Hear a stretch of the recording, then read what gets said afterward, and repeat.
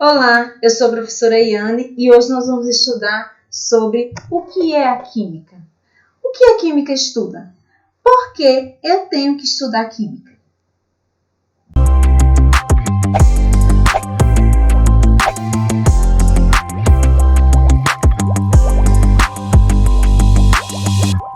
A aula de hoje tem como tema Química aqui, ali, em todo lugar.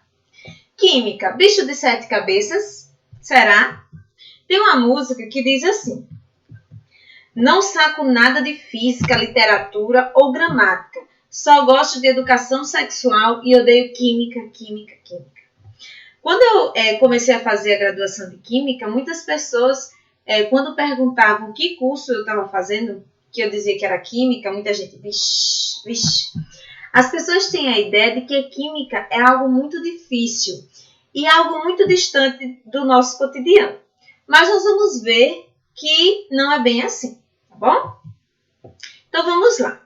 Eu tirei esse texto de um recipiente de repelente, que diz assim: sem química nem mosquitos. Este creme repelente é totalmente natural, feito à base de citronela, uma planta originária da Indonésia, que tem um óleo do qual os insetos nem chegam perto.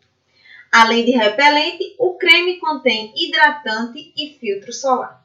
Se vocês prestarem atenção, no início diz assim, sem química, né? Como não vai ter química? Se vocês analisarem, esse creme tem aí efeito de citronela, de uma planta, ele tem hidratante solar, filtro solar, tudo isso, em tudo isso vai ter substâncias químicas. Até mesmo no recipiente de plástico, ele é formado de substâncias químicas. Às vezes as pessoas têm a química como uma vilã. Ah, isso tem química, não presta. Mas tudo que existe no nosso dia a dia, até nós, somos formados por substâncias químicas. É isso mesmo. A química, ela pode ser a nossa aliada. A química, ela está no nosso dia a dia. É claro que alguns conhecimentos químicos usados de forma errônea, usados de formas maldosas, pode prejudicar o meio ambiente, pode prejudicar as pessoas. Mas isso depende da forma como você vai utilizar esses conhecimentos. O que é química? O que a química estuda? Por que eu tenho que estudar química no ensino médio? Nós vamos tentar, durante essa aula, responder um pouco sobre essas perguntas, tá bom? Vamos lá. A química é uma ciência voltada para o estudo da matéria, sua composição, suas transformações e a energia envolvida nesses processos. Então, a química, ela vai estudar tudo o que é matéria, certo? E o que é matéria? Vocês devem ter estudado em anos anteriores que matéria é tudo que tem massa e ocupa lugar no espaço. Então, esse tablet aqui, por exemplo, ele é matéria? Sim. Tem massa? Ocupa lugar no espaço? Sim. Então, ele pode ser estudado pela química. O ar que nós respiramos é matéria? Não? Sim. O ar tem massa? Tem. A massa é muito pequena, mas tem uma massa sim, certo? Ocupa lugar no espaço? Ocupa. Se você pegar uma bexiga e encher ali, você vai observar que o ar está ocupando lugar no espaço. Então, também é matéria, também pode ser estudado pela química. Então, além da química estudar a composição da matéria, vai estudar também as suas transformações. Por exemplo, eu quero queimar um pedaço de madeira. Se eu apenas riscar um palitinho de fósforo e colocar lá, ele vai conseguir queimar a madeira? Dependendo da madeira, não, né? Cada material vai ter uma quantidade de energia suficiente para que ele seja transformado. Então, a química vai estudar isso. Quanto de energia eu vou precisar para transformar esse material? Então, a química vai estudar esses processos. Nós podemos dizer que a química é constituída de 3 aspectos básicos. O fenômeno, que é aquilo que nós podemos ver, aquilo que acontece, as teorias e modelos e as representações. O fenômeno é algo visível, algo simples que todo mundo pode observar. Por exemplo, a queima de uma folha de papel. Nós conseguimos ver ali o fenômeno, a chama. E aí, o que seriam as teorias e os modelos? É aquilo que está por trás. Por que esse papel queimou? Quanto de energia foi colocada ali? O que está acontecendo quando aquele papel está queimando? Vai continuar sendo papel? Vai formar outra substância? O que está sendo liberado? E aí, essas teorias e modelos, essas explicações, às vezes são um pouco complicadas. Quem aqui já pegou um livro para ler, algum texto, que leu, releu e não entendeu nada? Às vezes isso acontece, né? E a linguagem científica, às vezes, nos proporciona isso. Mas existem as representações que vão nos ajudar a entender essas teorias e modelos. Então, por isso que a química é constituída desses três aspectos. O fenômeno, que é aquilo que acontece, a teoria e modelo, que é a explicação daquilo que aconteceu, e a representação, que é uma forma mais simples de nós entendermos essa explicação, essas teorias e esses modelos.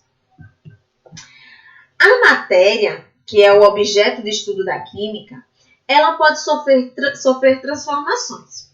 Essas transformações podem ser físicas ou químicas. Qual a diferença? As transformações físicas, elas são superficiais. Ela não altera o material, ela não forma um novo material. Continua sendo aquele mesmo material, mas ele vai sofrer algumas transformações físicas. Por exemplo, se eu pegar aqui uma folha de papel, e amassar essa folha de papel. Continua sendo papel, mesmo depois de amassado? Sim, né? Ele não vai continuar o mesmo. Ele sofreu algumas transformações. Eu consigo ver fisicamente mudanças, mas internamente continua o mesmo material. Então, isso é uma transformação física. Se eu rasgar esse papel, ainda continua sendo papel? Sim. Ele ainda continua sendo papel. Internamente, as moléculas continuam as mesmas. Agora, fisicamente, está notório que eu estou vendo aqui uma transformação. Então, isso é apenas transformação física. As transformações físicas são superficiais e não altera a estrutura do material. Já as transformações químicas, elas são as transformações mais profundas e vai alterar a estrutura do material, formando um novo material. Por exemplo, se eu pegar essa folha aqui de papel, esses pedaços de papéis, e queimar, vai continuar sendo papel? Não, né? Quando a gente queima o papel, vai estar agora formando cinzas e vai estar liberando aquela fumacinha que é o CO2, certo? Libera CO2 e água também na forma de vapor. Então, eu mudei o material. Quando eu formo um novo material, quando eu mudo internamente, aí eu digo que é uma transformação química. Nem todas as transformações químicas são irreversíveis, mas a maioria das transformações químicas são irreversíveis. Eu não ia poder das cinzas voltar a ter papel novamente, mas existem algumas outras que são reversíveis, ok? Nós podemos citar outros exemplos de transformações físicas e transformações químicas. Vou citar mais exemplos de transformações químicas, que as físicas já nós vamos ver bastante exemplos, vamos nos deter mais nelas um pouco hoje, tá?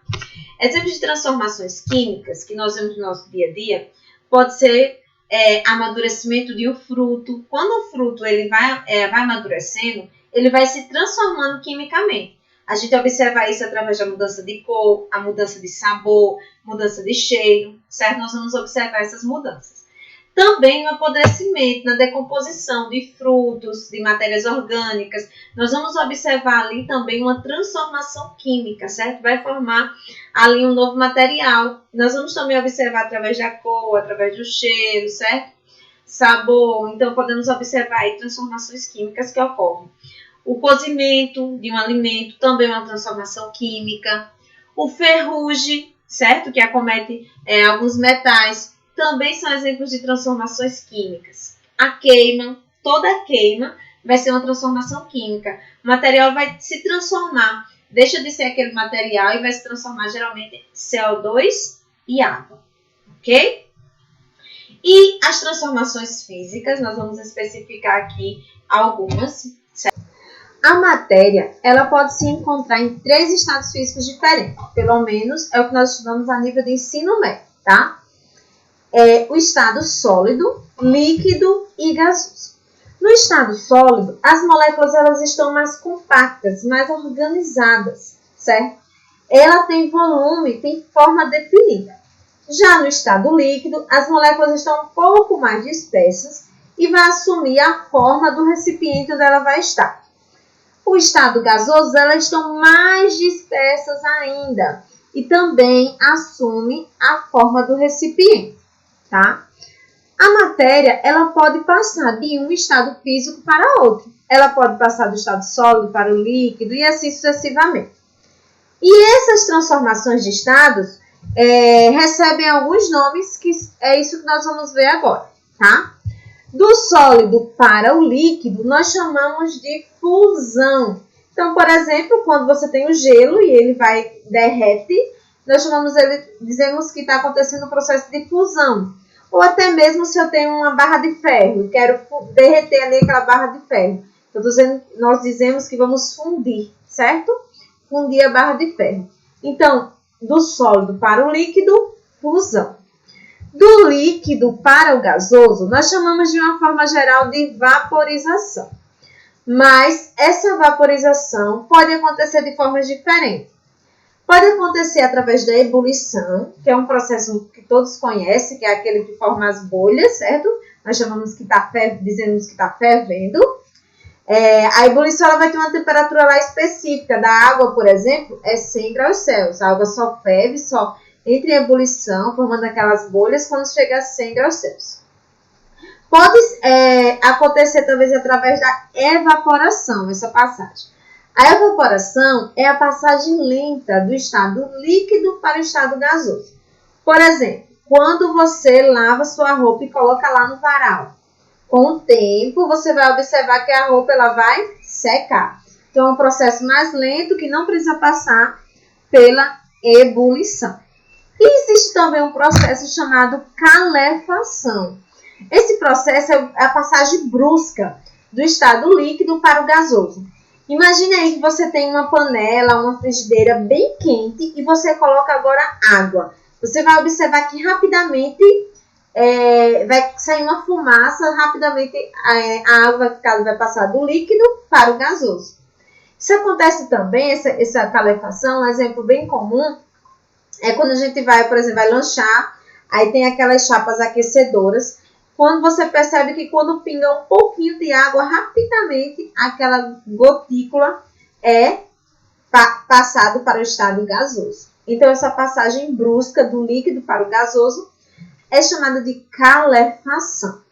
Resumindo, a vaporização ela pode acontecer através de 3 tipos: ebulição, a evaporação e a calefação. Ok?